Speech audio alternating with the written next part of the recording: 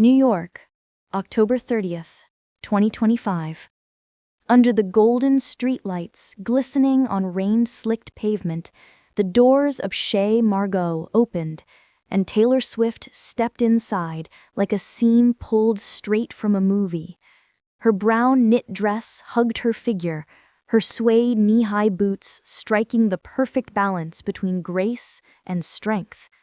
No red carpet, no flashing cameras. Yet with just one glance, everyone knew this wasn't just another night. On her ring finger, a vintage-cut diamond sparkled like a tiny star. It was the engagement ring that Travis Kelce, the Kansas City Chiefs' unstoppable tight end, had spent months designing in secret with artisan Kindred Lubeck. Under the city's glow, the stone didn't just shine, it spoke. It told a story of two worlds that once seemed galaxies apart, now beating in the same rhythm. That night, Taylor didn't need to say a word.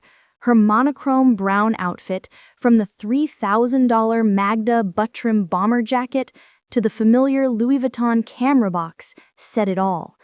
Every detail carried that wood vibe, echoing the bold spirit of her song Wood from the Life of a Showgirl.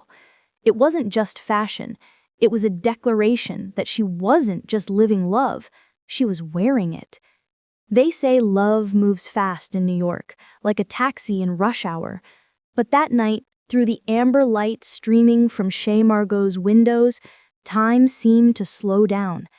Taylor sat beside Travis, her soft laugh mingling with the sound of clinking glasses. She lifted her wineglass gently, as if toasting to the quietest yet most beautiful act of her life. For her, this wasn't another show. This was the most beautiful chapter in the story of Taylor Swift. Few realize it, but every time Taylor Swift steps out, she isn't just wearing clothes, she's telling a story. And on that autumn evening, Taylor Swift was a shade of earth, in the scent of real leather, and in the golden light of fall. The snug brown knit mini dress wasn't just sensual, it radiated warmth like the breath of a New York night. The knee-high suede boots gave her both poise and power, timeless yet confident. And topping it all, that $3,000 Magda Buttram bomber jacket, the perfect statement piece, understated, yet unmistakably a woman who's seen storms and come out shining. Paired with her signature Louis Vuitton camera box, the look wasn't a costume, it was a reflection. Her fishtail braid was neat but effortless. Her lips painted in classic red, the color of her queen of the stage persona. But tonight, that red didn't symbolize power, it was love. Small gold hoops, a delicate watch, and shimmering silver nails, all leading the eye to one centerpiece, the diamond ring. Every accessory whispered the same story. Everything about her that night existed to honor that single symbol of forever. They call it Wood Vibe, a nod to Wood, her song of quiet fire and grounded desire. At 35, Taylor is no longer the girl writing songs about heartbreak. She's the woman turning love into art. As one fashion critic put it, Taylor doesn't wear outfits, she wears emotions. And on that autumn evening, Taylor Swift wasn't a superstar. She was simply a woman glowing because she was in love.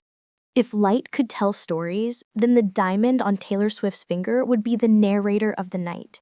It shimmered not just with luxury, but with meaning. According to E! News, Travis Kelce spent weeks collaborating with jewelry designer Kindred Lubeck to create something timeless, a rectangular, old mine-cut diamond set in platinum. The antique cut, dating back to the 18th century, carries an aura of history and devotion, just like their love, modern yet rooted in something eternal.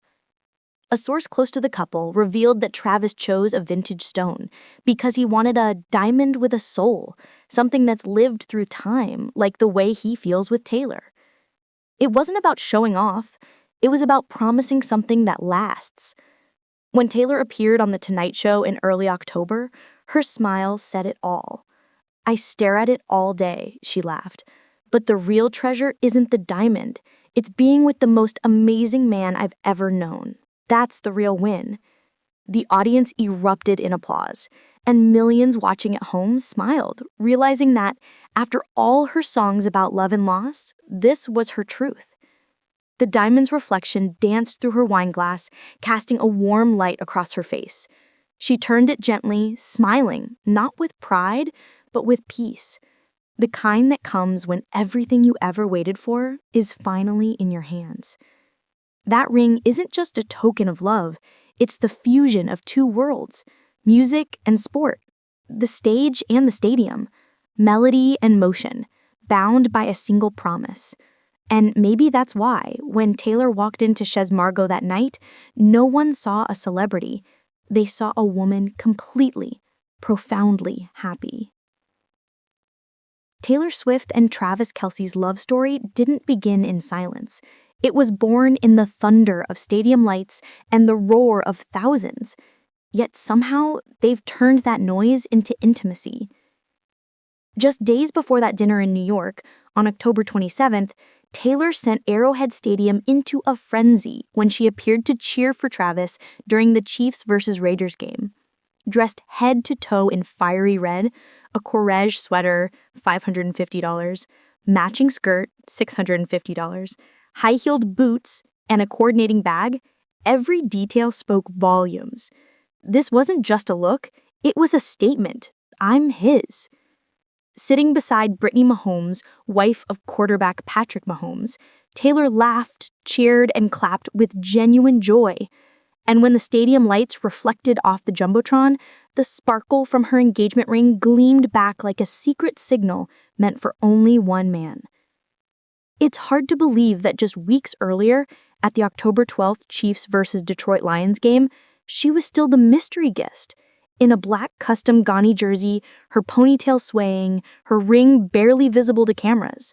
Now, she no longer hides. She cheers freely, openly, proudly. Her presence in the stands has become a cultural moment.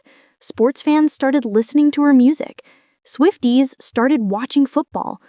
Two worlds that once stood apart, the NFL field and the pop stage, now beat in unison. Travis once said in an interview, "I've held the Lombardi Trophy, but seeing Taylor smile in the stands, that's the best victory of all." And maybe that's what this love really is. Not fame, not spectacle, but peace in the middle of the noise.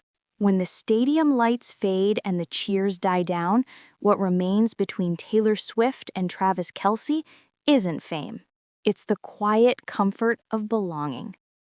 On October 6th, during The Tonight Show, Taylor appeared radiant, her blonde hair falling softly as she smiled shyly. When asked about her engagement ring, she said, "I stare at it all day, but what means the most isn't the diamond. It's being with the best man I've ever known. That's the real victory."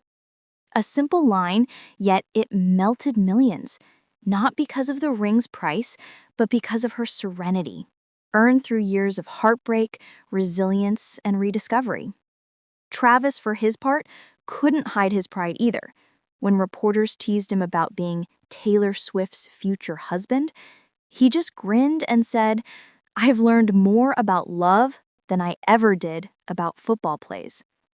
It was effortless, honest, masculine in the most genuine way. Now, as Taylor and Travis balance fame with family moments, fans don't just watch them out of curiosity. They see something real, a symbol of a new kind of love story, one that doesn't hide behind fame, but shines right through it. They dine together in New York, they cheer for each other, on stage and on the field, and they share those quiet, fleeting moments, a glance, a hand touch, a smile in the crowd.